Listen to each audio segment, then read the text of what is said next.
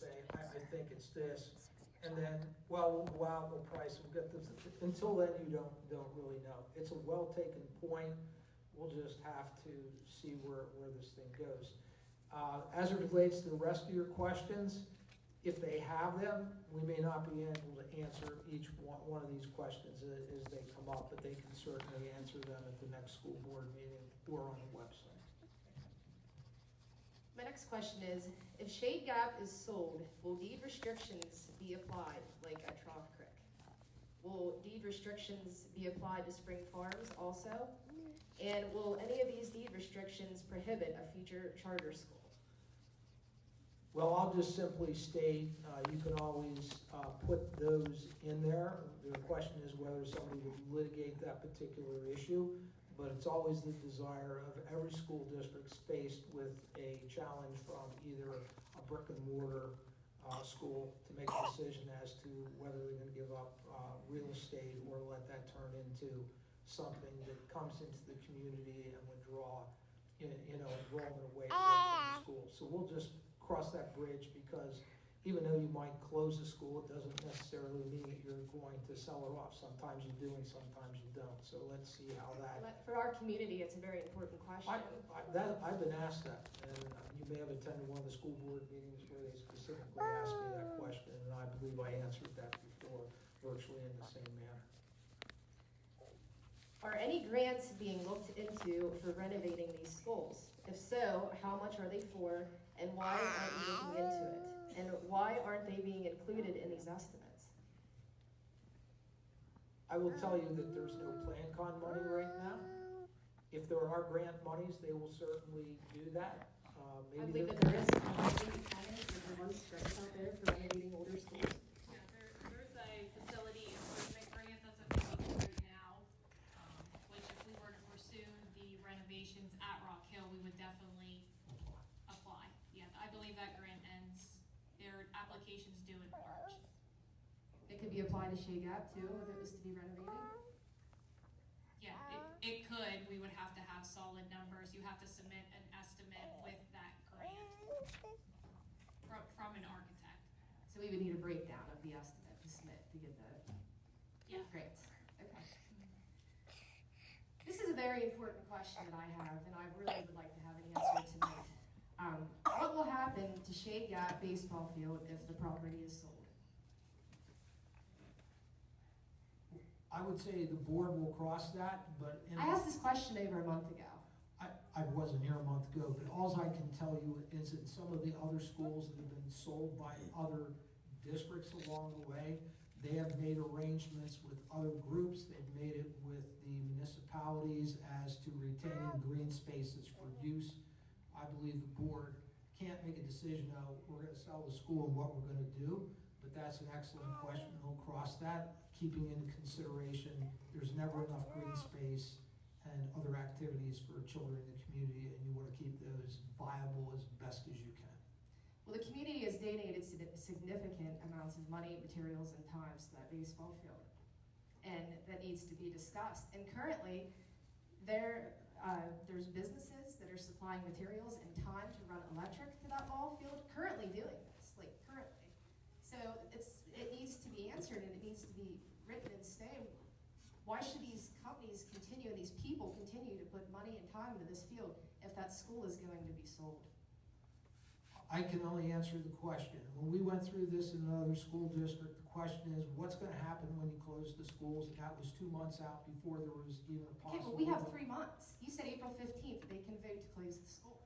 I don't know if they're going to do that. I don't know if a decision is going to be made. It doesn't seem like anybody knows anything. I think people know a lot of things as to what's going on. Nobody just wants to say, I guess. What about the parking at the school? Because that ball field needs that parking at that school. And also, they need to have a right-of-way. That needs to be provided to that ball field. Our community has that playground and that ball field. That is what Shade Gap has. We don't have anything else. It is very, very important. I'm really, really, really disappointed that I don't have an answer to that question. I don't think any board member came in here tonight to say that they're going to vote to close the school because they can't do that. That means it was all predetermined and improper.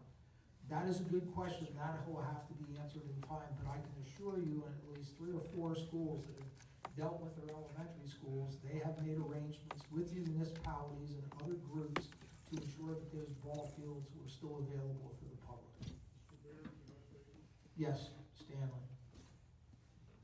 Whenever that field was first being discussed, Mr. Northcraft and myself met with the very first committee that was designing the ball field in the upstairs of the fire hall entrance.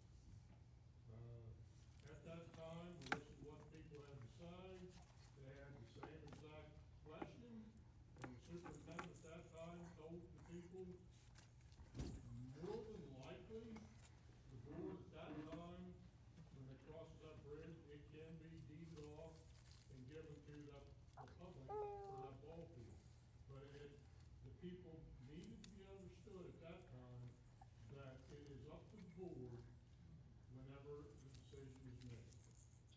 So the people that was on that committee originally knew it from the very beginning, because Mr. Northcraft told them, there is discussion of buildings in the pipeline.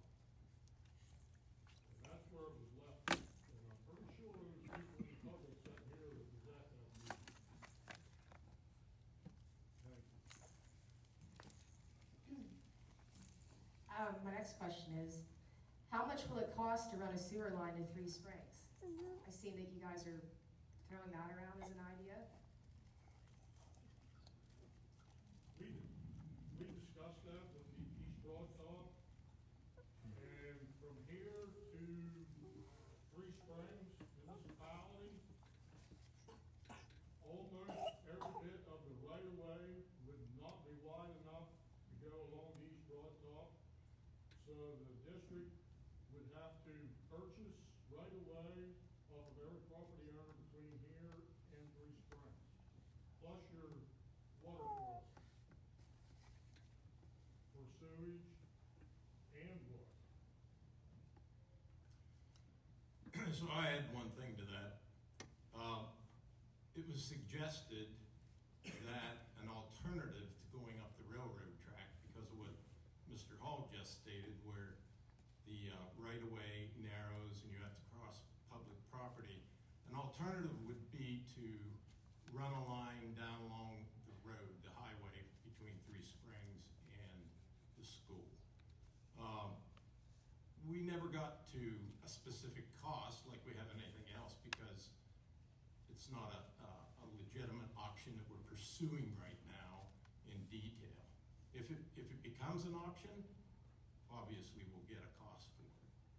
But the railroad right-of-way was not, the EBT folks didn't think that that was feasible, but they did think that it would be feasible to come down along the highway.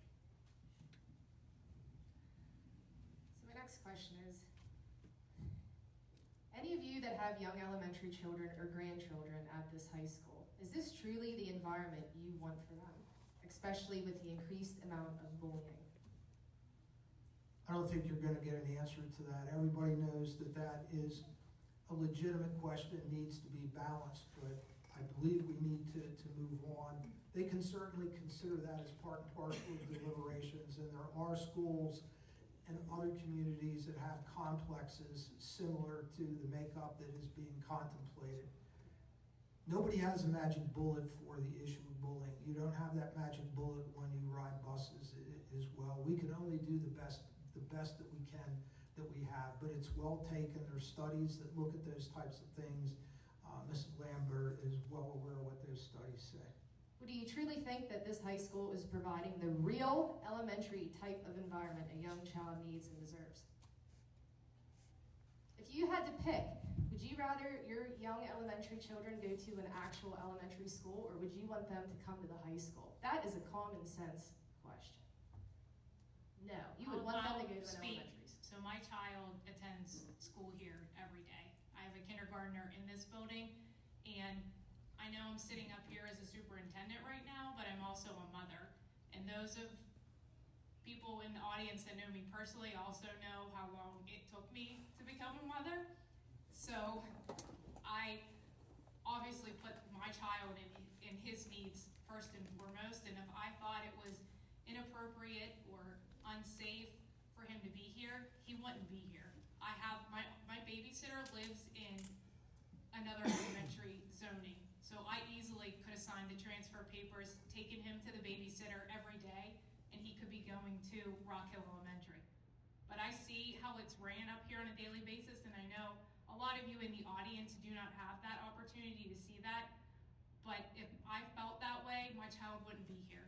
And he's here every day, participating, recess, lunch, and he's thriving. And I'm not saying that you would put these children in an unsafe environment. My thing is it a real elementary type of environment that a young child needs, with a playground that is close, with an actual cafeteria where they don't have to eat in a gymnasium? This is a high school. This is not an elementary school. This is a high school. If you met my child, you would probably want to walk 3 times to and back from the playground. He's got a lot of energy, so I don't think it hurts him at all to get down and up and down the hallways. So What when it's pouring down rain and it's snowing and they gotta walk the whole way out there in the rain, or it's, I or think go they across the usually do parking indoor lot where there's recess. vehicles driving back and forth. In all due respect, we've given you a lot of latitude on this. You're clipping close to 10 minutes. I know that you sent those questions, and normally we don't answer them, but we've been more than fair. And if there's any other questions that you feel that need to be answered, let Mrs. Lambert, by all means, address those and present those to the board, put them on the website, and afford somebody else to comment on what has been presented here this evening. Well, I do have one more question. Will these elementary children, if they do remain here, do they have separate bathrooms, or will they have? Yeah. They will? They have separate bathrooms that are only accessed by the elementary teachers that have keys. Okay, are they up to code? Because elementary students, there shall be 1 flush toilet and 1 wash bowl for every 15 students in grade 1st through 3rd, and for every 20 students in grades 4th through 8th. So do they have the appropriate number of sinks and toilets?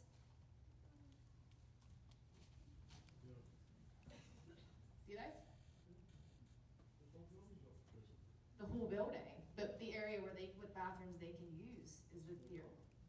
Okay. Well, thank you for not answering all my questions that you've had a month to answer. Thank you for your comments.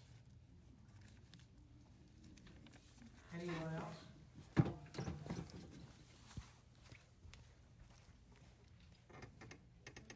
You can present, in other words, a handout for the board? Yes. I'll take it, and I promise I will pass it down.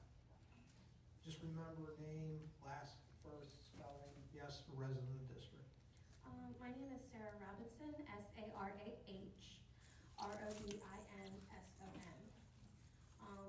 So I do have some comments on other things that were mentioned. So the estimates haven't increased in 6 years. I find it hard to believe that when the feasibility study was done in 2019, that things haven't increased drastically since 2019. So the estimates we're given are the same ones that were stated in 2019. No, so that 3.9 million we showed is a separate estimate from what the feasibility study. Okay. So understood, yeah, those numbers from now almost 6.5 years ago are much different than Okay. market conditions today. Thank you. Okay, so good evening, board members, fellow parents, teachers, community members. My name is Sarah. I'm here tonight to share some deep concerns and opinions about the proposed closure of Shade Gap Elementary. I've listened carefully to the discussions and the online comments from our school board that have since been deleted, and I have to say that I'm profoundly disappointed. It's not just in the decision-making process, but it's the way our children's futures are being treated like mere line items on a budget sheet. So let's start there, because this isn't just about facts and figures, it's about real lives, real families, and the heart of our community. So someone on the board said we should get our facts right and question how we can justify keeping a school open for just 80 students. He called them a small minority from Shade Gap, as if that's somehow separate from the rest of the Southern Huntingdon County schools. So let me be crystal clear. These are not just numbers. These are kids, my kids, our kids. They're bright-eyed kindergartners learning their ABCs for the first time, second graders discovering the joy of reading, and fifth graders building friendships that could last a lifetime. These are children with names and dreams, whose families chose this community because of the small value and the small, safe, nurturing schools. I didn't want to be in this county. I wanted to be in Franklin, and I wanted them to go to Phantom Meadow. So dismissing them as a small minority is not only shorthanded, it's heartbreaking and dehumanizing. How can we as adults that's entrusted with their education reduce them to statistics? Every single one of those 80 students matter deeply. They deserve the same opportunities, the same attention, the same commitment as any other students in the district. If 80 doesn't matter, tell me, what is the number that's worth fighting for? Is it 100? Is it 150? Or does it only count when it's the majority? It's the mindset that sends a dangerous message that these kids aren't worth saving. They're expendable. We should all feel ashamed if that's the legacy that we're leaving them. And let's talk about why this process has been pushed so aggressively. The board president claimed he wanted to hear the opinions of the community, and that starting the closure process was the way to do that. That's like throwing us into the fire just to see how we react. But if our voices truly matter, why didn't you seek them out before initiating this? We started this journey feeling like our concerns were an afterthought anyway. They were dismissed from the onset, and if you genuinely wanted to listen and take heed, you wouldn't have rushed it to start at all. If you've held town hall meetings, surveys, or open forums dedicated solely just to gathering input, without the looming threat of the closure hanging over us in 3 months. Instead, we're scrambling to respond while the wheels have already been set in motion. As one of the board members wisely pointed out the last meeting, why couldn't we have just waited a year? Why is this the urgency that's forced us to do this next year, especially when safety is far from guaranteed? This timeline feels reckless. It prioritizes speeding over the well-being of our children, as it is the decision it's as if the decision was already made. And I can tell you that many people in the community feel that way. They feel you've made your minds up, we don't matter. And in this process, it's just a formality to check a box. That doesn't build trust, it erodes it. Now, on the topic of safety, I passed out some figures. I've heard the claim that this merger had led to very few write-ups, painting a picture of improved discipline and harmony. But look at the actual data from the district's own incidents report spanning from 2019 to 2024. While academic and code of contact incidents in one narrow category stayed low, the overall story is alarming. Total incidents jumped from 147 in the full post-merger year of 2023-2024. That's up almost 100 from the previous year, and higher than pre-merger peaks. Incidents per 100 students reached 14.18, the highest record. They nearly doubled from some pre-merger rates. Local law enforcement have hit 23 cases last year. They had to come here 23 times. And the most outside of COVID affected periods indicating there's more severe problems, and they require police intervention. And arrests, they were non-existent before the elementary students came here. And since, there were 6 in the partial merger year and 3 in the full year that they were here. Alternative education assignments, a sign of persistent behavioral issues, have also ticked up constantly post-merger.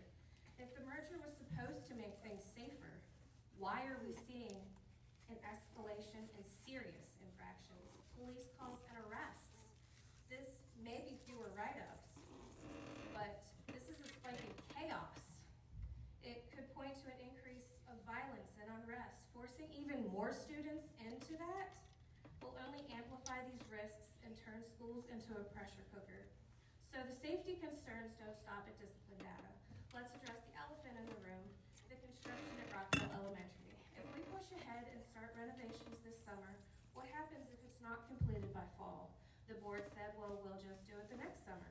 But do you really think contractors will just halt everything and just stop and then pick it up where they left off the next summer? Of course not. That's not how this works. They'll plow ahead with students still in the building, navigating around active construction zones, meaning dealing with hazards like noise and dust, and worst of all, asbestos abatement. Special systems contain asbestos fibers don't come cheap. They'll drive costs up almost 3 times now because of protecting the children in real time, not working in an empty site. We're talking about potential health risks, exposures to toxins that could affect our kids' lungs and long-term well-being. Is that a gamble that we're willing to take just to save a few dollars? And what happens if something goes catastrophically wrong? What if delays pile up in supply chain issues or foreseen problems arise when we've already closed Shade Gap and possible other schools? Forcing all students into Rock Hill leaves no plan B, no alternative building to fall back on, and we have hundreds of displaced children with nowhere to go. Scrambling for temporary solutions like trailers or splitting classes across makeshift places, that's not responsible planning. That's a recipe for disaster. Our children deserve stability, not uncertainty, so why risk it when waiting a year could allow for the proper planning and proper preparations through safety assessments and a true community buy-in? Moreover, if cost saving is truly the driving force behind this closure, why haven't we explored simple, low-effort costs to keep Shade Gap viable without major overhauls? Take the furnace, for example. Data shows it's running outside the proper heating range, well above where it should be. By simply adjusting it to the appropriate temperature levels, no renovation, no new equipment, we could conservatively save $3,000 to $10,000 more a year. And that's based on trimming just 10 to 25 off the heating and cooling portions of the bill, with even higher potential if overheating is as severe as it is indicated on the study that was done in 2019. And if fuel costs dominate winter usage as evident in the energy graphs also from the feasibility study. That's not even counting the non-energy benefits. It improves students' focus because they're in comfortable classrooms, better overall health from avoided excess heat and cold, because my child gets to school and she's so hot she really can't focus. This is straightforward win that keeps our community school open, it saves money long term, it prioritizes the kids' well-being. So why rush to close when solutions like this are just right in front of us? In my opinion, closing Shade Gap isn't a solution. It's short-handed cut that undermines the very foundation of our district. We choose Southern Huntington for its community focus, its small classes, its safe environment. Let's honor that by exploring better alternatives, investing in Shade Gap to modernize it, redistributing resources. Our kids aren't pawns in some budget game. They're the reason our district exists. I urge you to pause the process and to listen, truly listen to the community and prioritize every child, no matter how small or minority their group is, before it's too late. Let's choose a path that builds up our schools and doesn't tear it down. And on the handout I gave you, there are grants and other things that could help raise money for the renovations, which I'm sure you guys have already had. And I will say that I am glad to hear that somebody does have a child that goes to the elementary school. However, I'm not willing to do that. I will take my 4 kids and we will go to Phantom Meadow. And 18 other parents have signed and said that they will take their children and they will go elsewhere. And if you're not listening to that portion of parents, you're not listening to the community. And I'm disappointed. So thank you for your time, and I appreciate all of you guys listening. Thank you. Somebody else like to comment?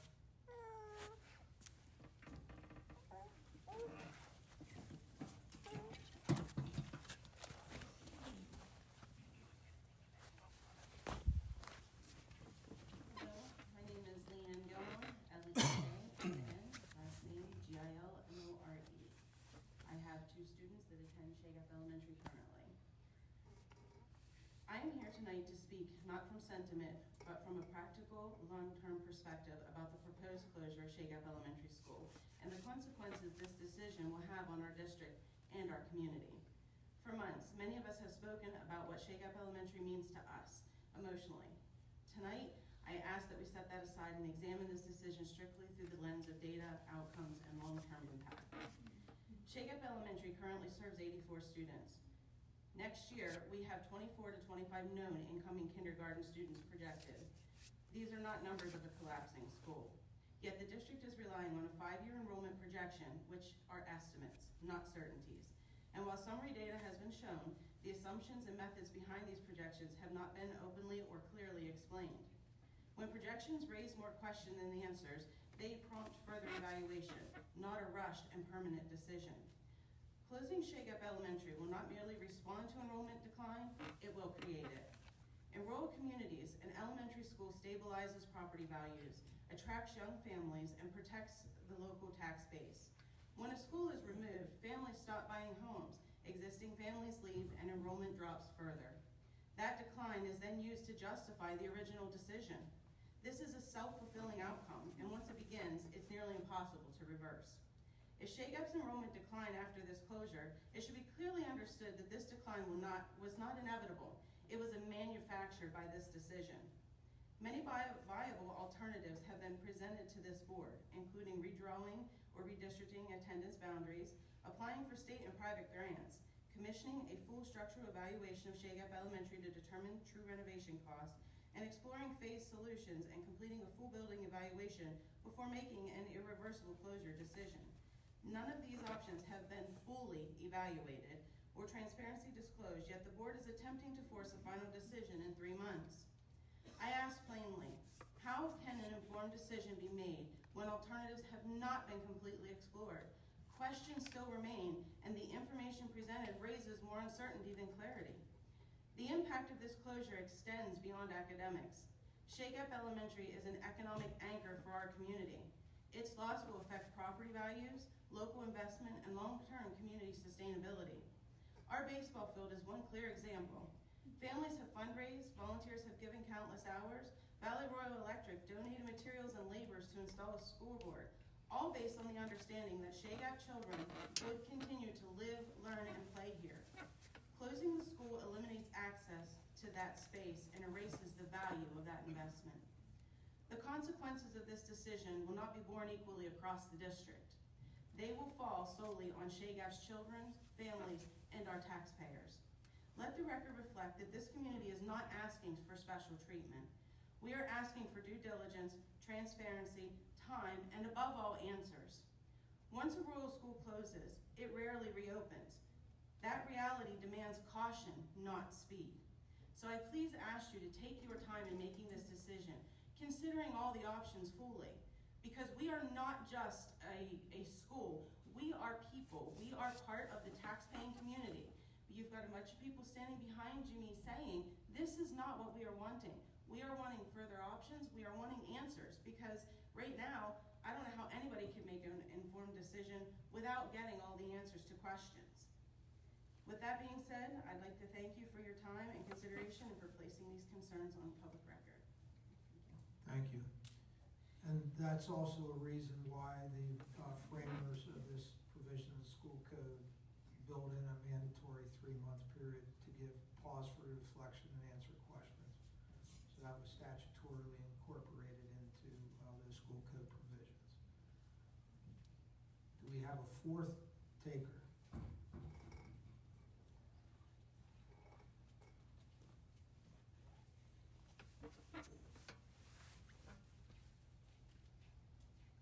My name is Sheila Parsons, S-H-I-E-L-A, B-A-R-S-O-N-S, a resident of Southern Huntingdon School District. Shagap Elementary School is vital to our area, township, and borough. It keeps our local job base for our community and keeps our student bus rides a more reasonable amount of time. Shagap School has been important to our community since 1956 and still has a lot of life to give. The location of Shagap School and the improvements that have already been made makes it a valuable site in the Southern Huntingdon School District. I'm concerned about increased busing time, loss of students, loss of families, loss of jobs in your area, and the numbers you give tonight do not reflect the loss of students. It is my sincerest hope and plea that we would exhaust all possible options before continuing with any process to close this school. Please. Thank you. Somebody else?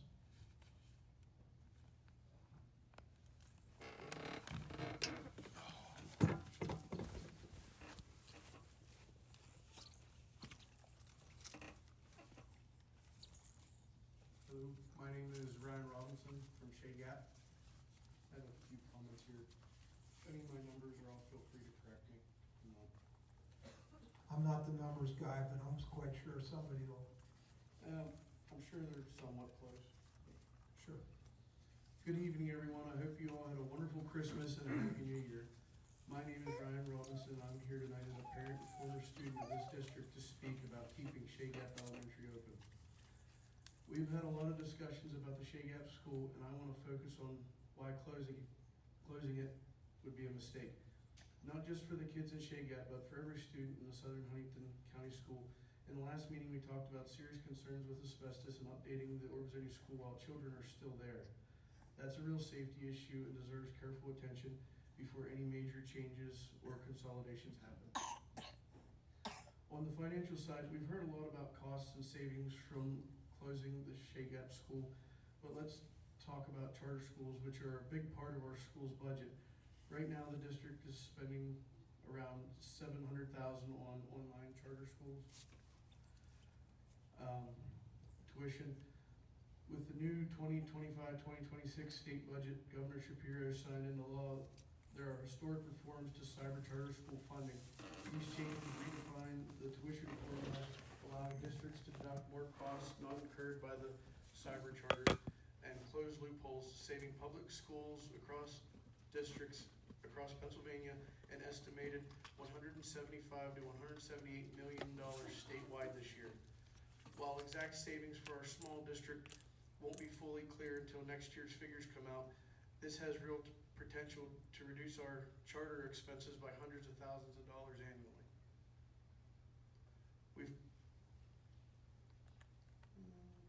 We've talked a lot about money, how closing Shea Gap School might help the district save, even accumulate $8 million over the next 5 years. That's great on paper, but in the presentations I've heard, I didn't hear a single clear benefit mentioned for the children themselves. That's what we're all supposed to be here for. The kids' education, their safety and their well-being, not just balancing the books. With a $20 million budget, I would argue that our school with 87 kids, which I guess it was 84, we bring in roughly $14,000 per student, which equals over $1.2 million in state funding. And our school costs $875,000 to run. I don't think it's the financial problem. Our school generates between $300,000 to $400,000 in positive revenue. I would argue that this building we're currently standing in is using the $18 million in the budget that needs looked into for the budget issues. There are practical issues that make me worry about the environment in a larger consolidated setting, like locking the bathrooms so high schoolers can't get in. So all the students have to use the bathroom at the same time. That disrupts class, and not every child needs to go to the bathroom on the same schedule. I can imagine multiple trips throughout the day pulling kids out of learning. You know where the bathrooms aren't locked? At the grade schools where the children are safe and where they belong. It was mentioned that older students would take the younger ones under their wings. In some cases, I'm sure that's true, and there are truly amazing kids and people out there. But I went to this school and I saw a different reality. I witnessed our principal get hit with a hoagie in the cafeteria.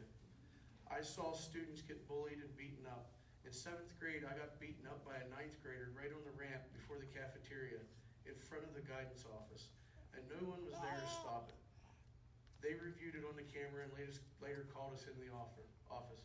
So no, I don't fully trust the idea that we can just shut the door and prevent students from mixing in ways that could lead to problems. kids still cross paths when going to the office or the nurse's office, cafeteria or gym, class. In a bigger school, those interactions can escalate quickly, especially when supervision is spread thin. In my opinion, closing the shade gap isn't the answer. It risks creating larger, more chaotic environments that could harm academic performance, safety, and the sense of community our younger students need. With the potential savings coming from state charter reforms, the positive revenue shade gap generates, and the real safety concerns on the table, we have better options. Invest in keeping shade gap open and prioritize what's best for all of our kids, not just the budget. Thank you for listening. I appreciate the board's hard work, and I hope we can find a way to keep our small schools strong for the children who need them most. Thank you. Thank you for your comments. Somebody else? I don't want to be like an auctioneer. Thank you. Hello, everyone. Thanks for the opportunity to be here. My name is Randy Watkins. I'm going to speak on two fronts quickly, under 5 minutes. Just raise that mic. Lift the arm up.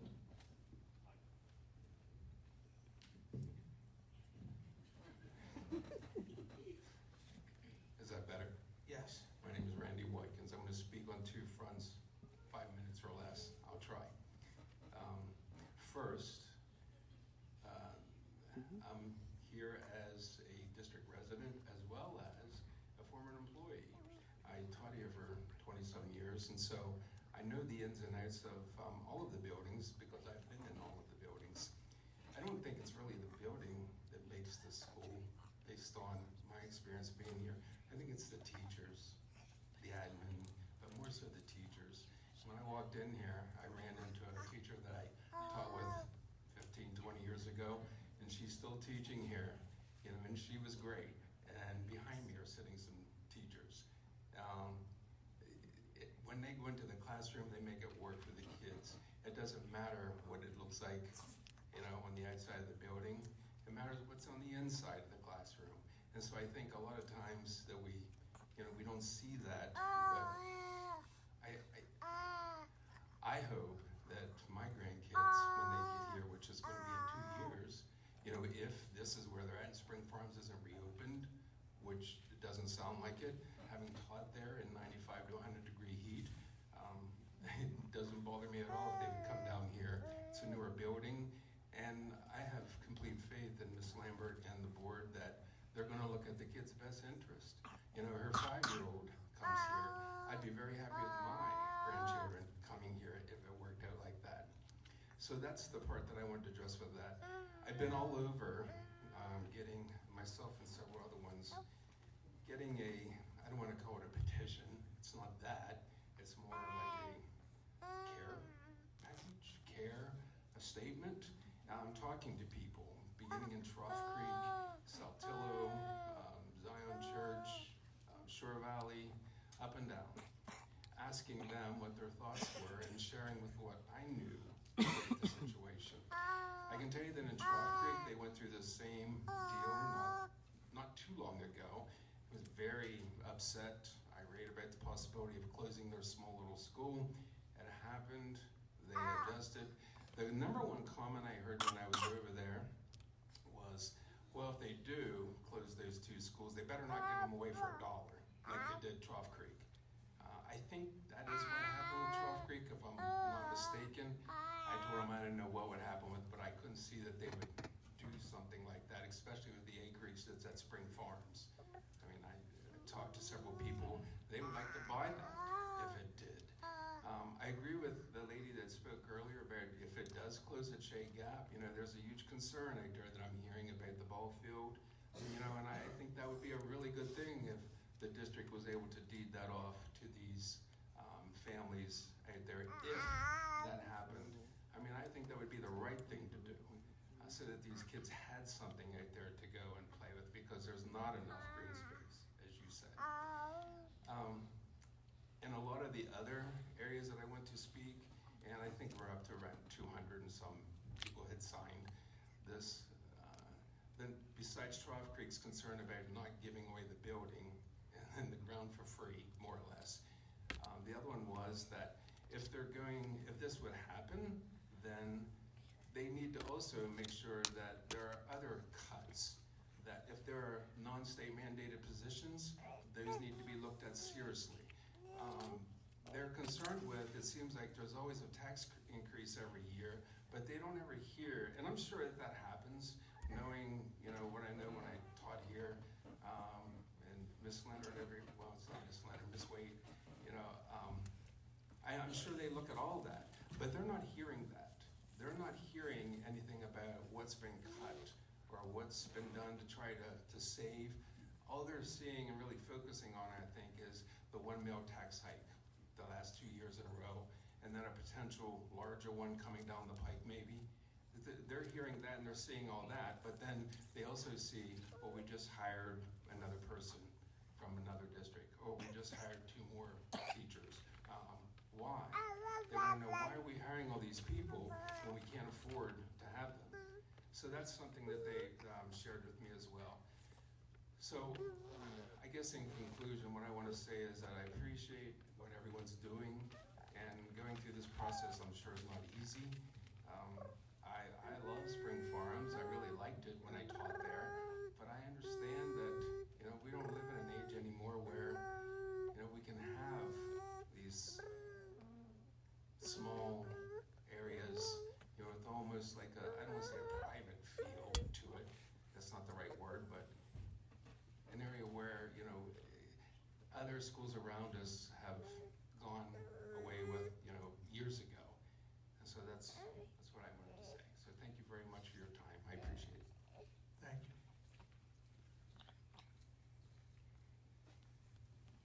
Anybody else like to comment? Sure, come on down.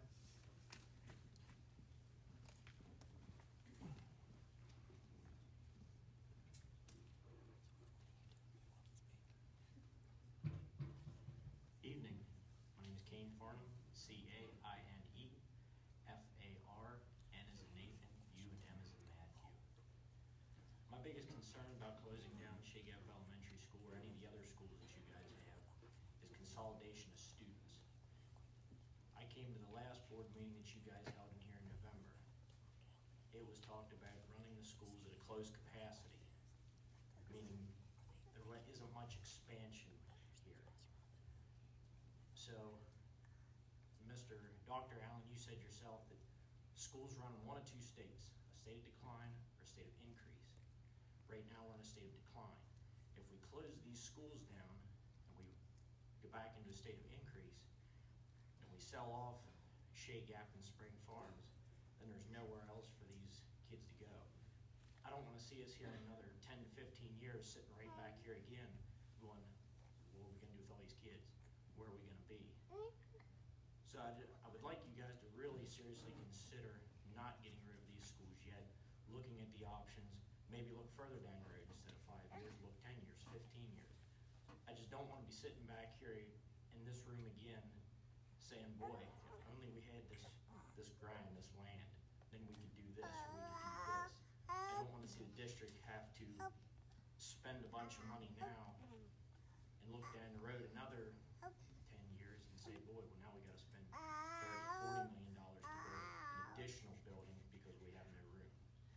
So it's just something I want you guys to consider before getting rid of these extra buildings, closing schools. It's also a concern of mine about going the construction at Rock Hill Elementary while the students are there. I know you guys tried to do most of it through the summer months, but I saw in the one slide where you guys want to try and move the Shea Gap kids in there this next coming school year. So I just want everything to be considered before students are moved, buildings are closed, and property is sold. So that's pretty much all I have to say. Thank you. Yes, ma'am.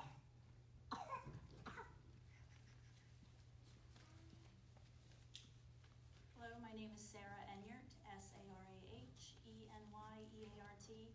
I'm a resident of the district, and I just wanted to say that we had some big new elections here when the start of the school, the start of the year, and I know for myself, and I hope others out there, when we cast our vote, we're looking to choose representatives that would represent us and our interest. I believe that's what you're called to do for us as the district, and as a resident of the district, I'm asking you to look for ways to save our neighborhood schools. That's how you could represent me, and I would hope others share their ways or the others, because while it seems like there's a lot of feedback from people from the Shea Gap side, I know there's others back there with opinions, but mine is that I would like my representatives to find ways to save our neighborhood schools. Thank you. Thank you. Any others? I thought for a second you were gonna bring a little one up there. He does have a lot to say. Hey, I believe it. Trying to hold him back here. Name's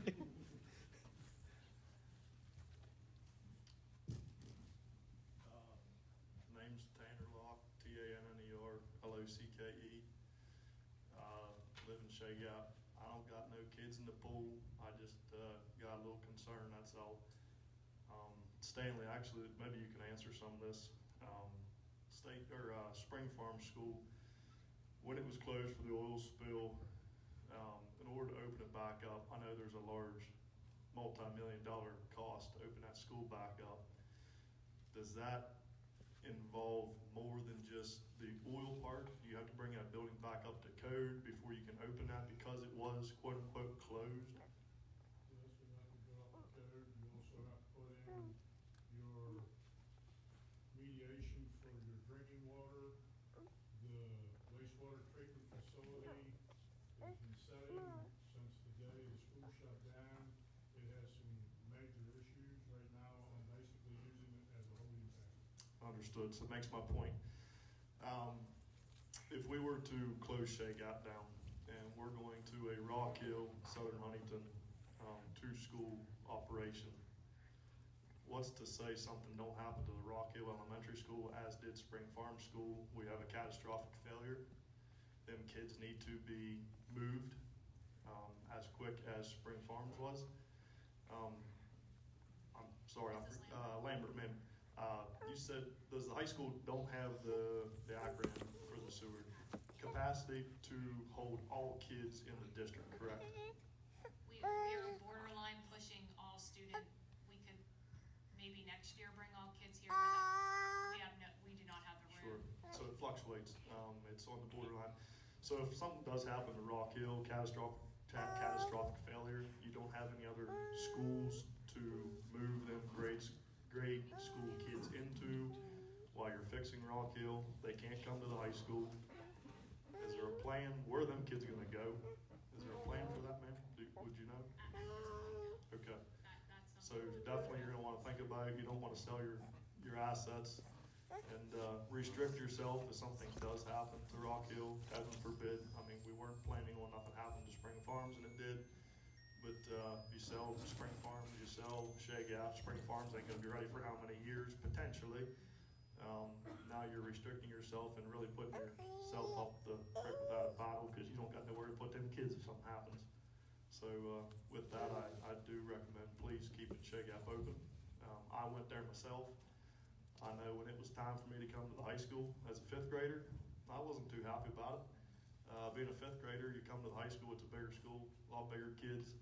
You know, you're a little teeny tiny tot. It ain't the most funnest thing to come to a school, you know, 5 foot, 6 foot kids up here you're looking up to, let alone bring them up here to 3-year-old, or third grade level. That's my recommendation, not the best choice. Mr. Todd Grace back here taught me well, 4th and 5th grade. I appreciate it, fella, thank you. But, I mean, common sense to me, Shea Gap needs to stay, and we need to continue to grow our kids in these small communities that we have, and continue with what we have. The financials of it definitely need looked into, and with that, I'll yield back, and I appreciate your all time. Thank you.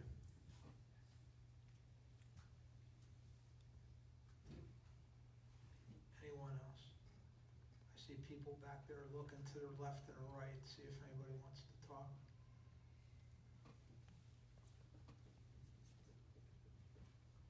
grandkids love Storage Wars. I don't want to say going once, but I'll just talk for just a few seconds here. If we don't have any other takers, we want you to be aware that we will put on the website where these additional comments can be submitted. I like the fact that, I appreciate the fact that people gave handouts and there's all good, thoughtful comments tonight, about transportation and but this will all be taken under advisement. And the only thing I could say to anyone is continue to come to school board meetings during the public comment period and free to share any additional questions or submit them in writing. And down the road we'll see where this goes, but this is the opportunity for reflection. It allows additional time to look at estimates, costs, what are the challenges on what has been proposed. So thank you all for coming out tonight. I didn't know if Mrs. Lambert wants to make any closing comments, but I would just say be safe. I ran over something. I'm not really sure. I almost blew me off the side of the road, so I wasn't real happy. But either way, I think it was a great exercise. There was no intent to rush a decision. Unfortunately, the school code, the state requires us, if we're going to do anything along these lines, and I would just comment, there really isn't any really good time to undertake a process like this. But it is designed to be informative and collaborative, and I thank you all for coming tonight. I can't see that clock back there, but I know the stenographer has a watch. What time is it? 8:01. We didn't plan it that way, but is the board good with closing this down? Okay. Well, thank you very much for coming. Drive safe, and enjoy the rest of your week.